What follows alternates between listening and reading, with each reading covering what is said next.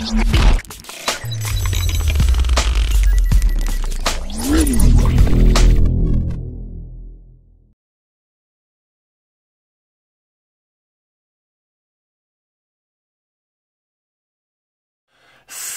à tous, on se rejoint aujourd'hui pour une nouvelle vidéo de déballage avec aujourd'hui un Google Pixel.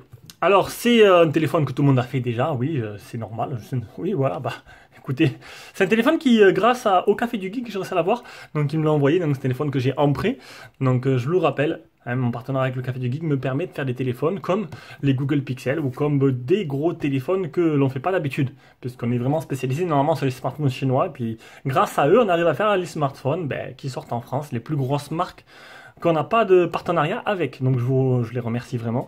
Et je vous invite à aller vous abonner à leur page et à les suivre. C'est plutôt sympa. Du coup, je me suis dit je vais quand même faire le déballage, même s'il a été maintes et maintes fois vu.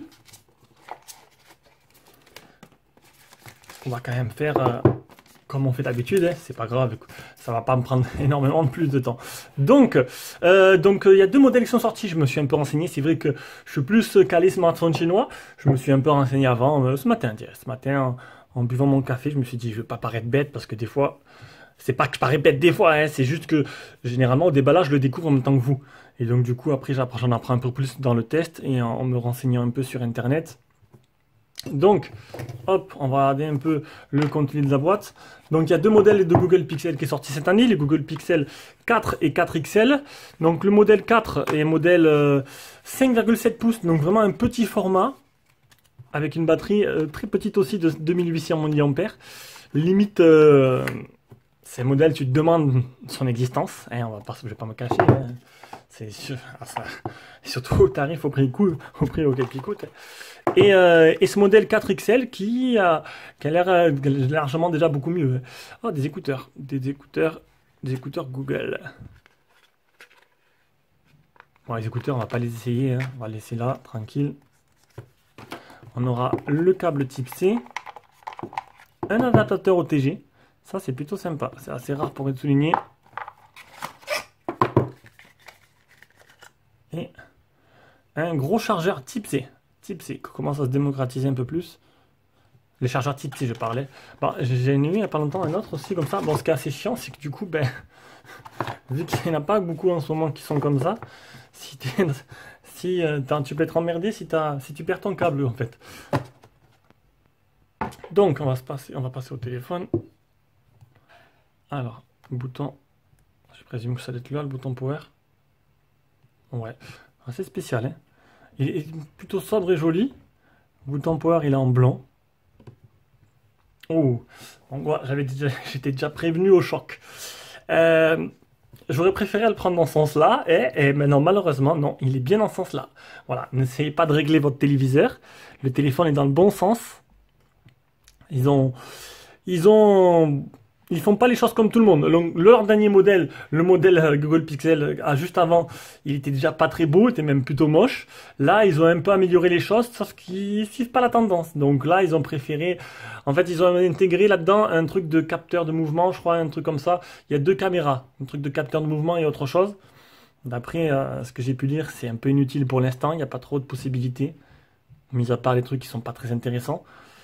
Et donc du coup c'est pour ça que le front est assez épais. Donc on parle de front maintenant, on parle plus de menton, dévoilage de l'écran. Mais les gros points forts des pixels, c'est quand même la photo. C'est quand même la photo. Ils arrivent à faire quelque chose de très très fort. Oh, hop là, on va pas le faire maintenant ça. J'ai été pris de cours là. J'ai été pris de cours de bon matin. Alors.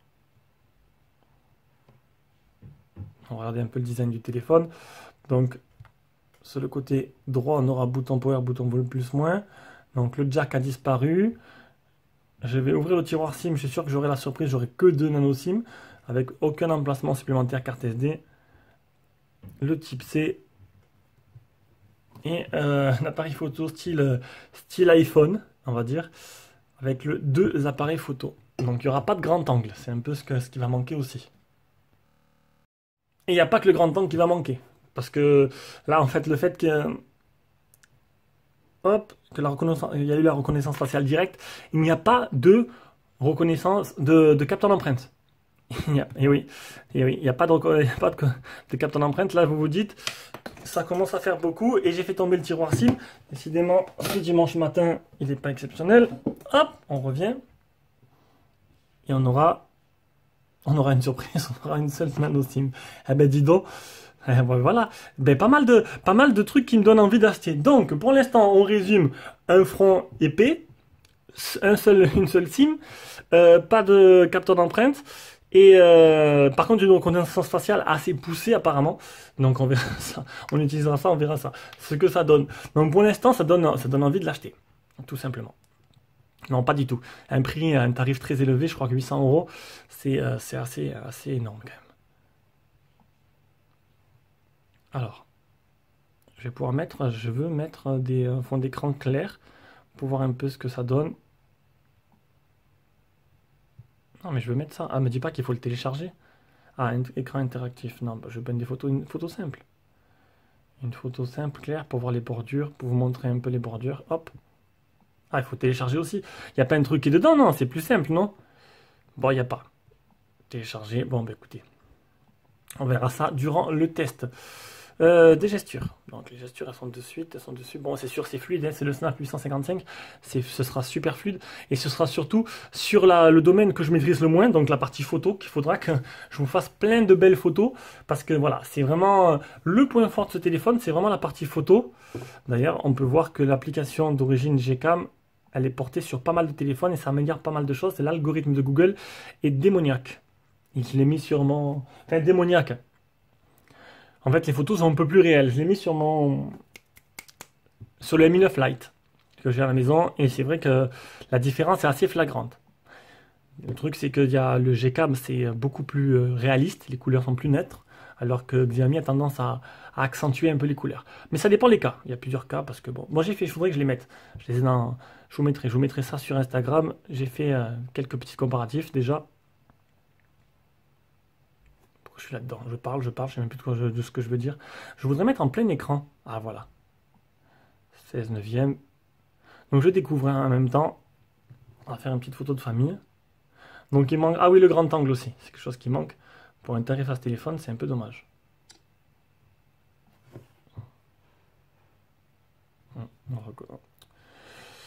Rotation automatique. Bon voilà, niveau photo... Il excelle dans ce domaine, il n'y aura pas de souci là-dessus. Bon, bah écoutez, je vais mettre dès maintenant là à commencer à utiliser le téléphone. Il n'y a pas de coque fournie avec. Bon, décidément, il y a beaucoup de points négatifs qui fait que pour l'instant, franchement, ce ne serait pas un téléphone que j'achèterais. Maintenant, chacun après voit à ses goûts, ses envies et un portefeuille bien rempli.